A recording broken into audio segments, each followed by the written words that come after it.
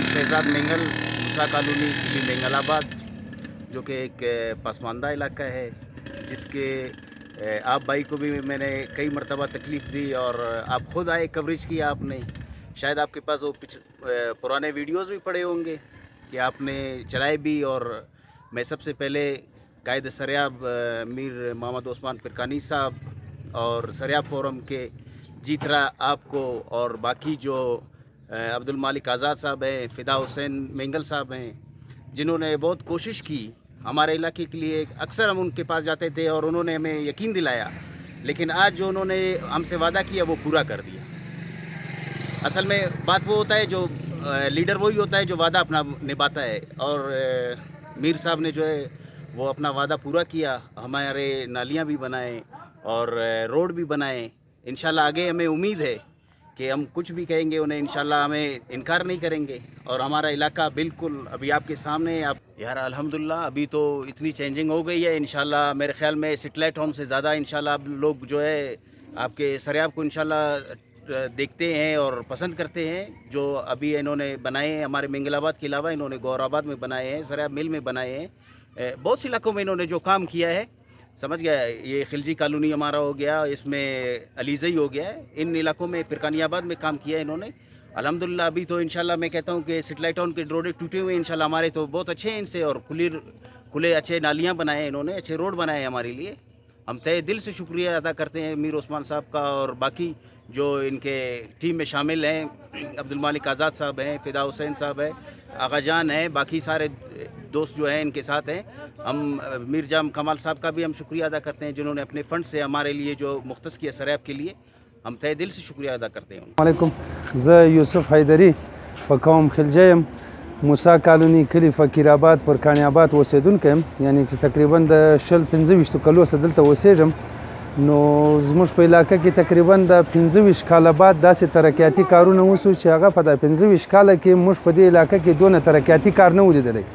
حالانکه موږ په دې کې د میر صاحب میر عثمان پرکانی صاحب هم کور ودانۍ وای، د وزیر اعلی جام کمال صاحب هم ډېر شکریه ادا کوو چې د 25 کاله بعد زموږ په علاقه کې د روډ او د نالۍ په داسې ترتیب سره کارونه وکړل چې یعنې تقریبا درته وایم چې 25 کاله بعد زموږ په هغه ګلیانو کې نالۍ او روډ شروع شو چې کم یعنې په را روان 20 کلو کې هم زموږ دا توقع نه وه چې دغه علاقه به موږ داسې برابره سي، روډ او نالۍ او پی سی سی او ټفټایل دا کارونه به دلته شروع سي. نو موږ په دې هکله د میر محمد عثمان پرکاني ډېره شکریه ادا کوو.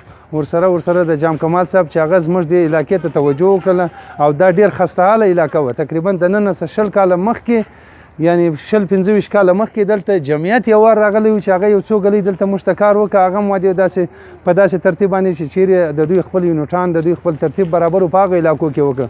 نو کم چې اوس میر محمد عثمان پرکاني صاحب کار شروع کړی دی دا بلا رنګ و نسل، بلا تعصب، بلا پارټي تضاد، د هر مشکل څخه چپې صرف د عوام خدمت د کړی دی. د عوام خدمت یعنی په داسې ترتیب باندې چې زموږ په هره ګلۍ کې دلته بلوچ هم شته، پرکانی هم شته، لانګو هم شته، پښتون هم شته، اڅکزی هم شته، هر قوم دلته شته. یعنی زموږ کلی په ډېر غټه علاقه باندې آباد دی. کلی فقیرآباد، پرکانیاباد، کلی خان محمد، کلی شموزی، غلجی کالونی، بړیچ آباد، داسې بیړو، کرانی روډ، بایپاس، بوسه منډۍ، شیرجان شټاپ، په دې علاقو کې یعنی په غټه پیمانه باندې میر صاحب او وزیر اعلی جام کمال صاحب ډېر غټ د ترقیاتي کارو جال بچاو کړی دی چې هغه ان قریب یعنی اوس هم دغه کارونه شروع دي.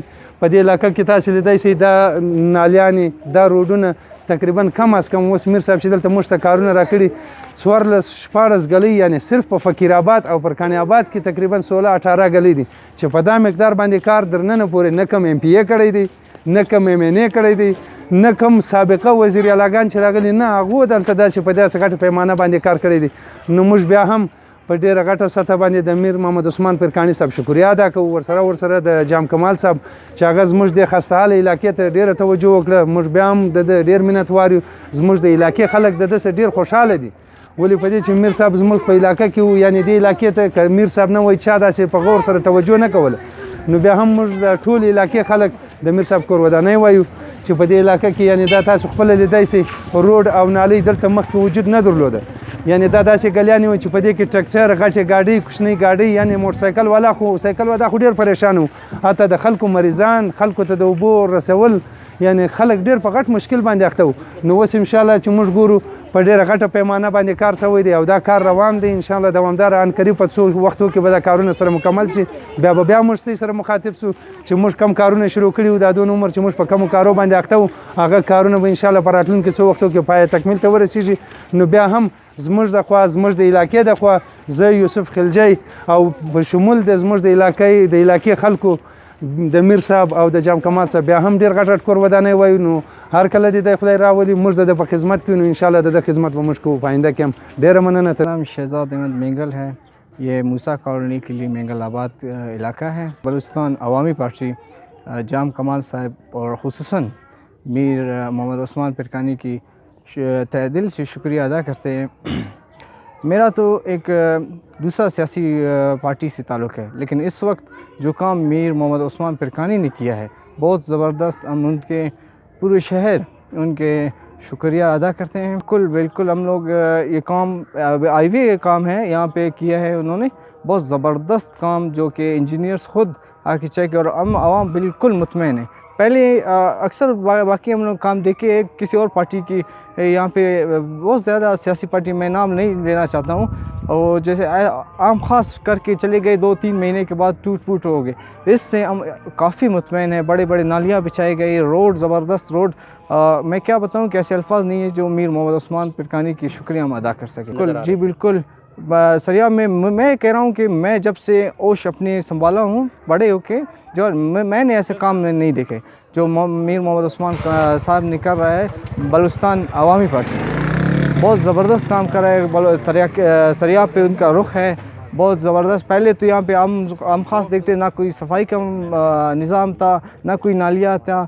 यहाँ पे बाहर के जो पंजाब से हमारे मेहमान थे सिंध के यहाँ पे लोग आके हंसते थे कि क्या मसला है आप लोग का कोई आपका सुनने वाला नहीं।